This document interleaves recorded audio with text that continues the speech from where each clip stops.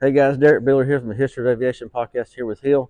And we have one of the only aircraft here at the Naval Aviation Museum that survived the Battle of Midway. That's right, Derek. It is actually the only aircraft in the world that is known to exist that flew at the Battle of Midway, which occurred in June of 1942, where U.S. naval aviators sank 4 Japanese aircraft carriers. So this one actually was flown by a Marine squadron that launched from Midway.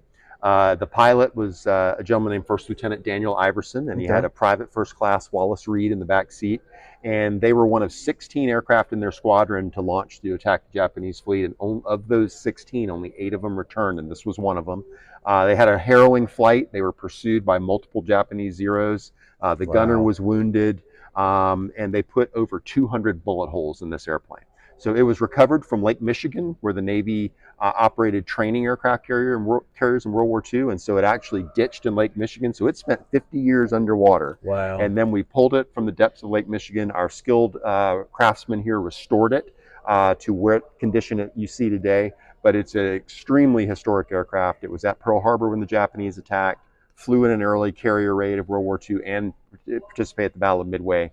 And if you were to look on the fuselage and other areas, there are little irregularly shaped pieces of metal, and those are actually patches that cover some of the 200 some odd bullet holes. But a unique aspect of this airplane is the flaps here. These are perforated dive flaps because this aircraft is a dive bomber. So when it would attack an enemy aircraft, it would go into, or enemy ship or land target, it would go into a dive about 70 degrees, and these flaps would pop open, and that slowed the airplane down and stabilized it so that the pilot could make a more accurate bomb drop. So it's, again, one of the most historic aircraft in the world, and definitely among one of the more historic ones we have here at the museum. Absolutely. Another great reason to come down to the National Aviation Museum.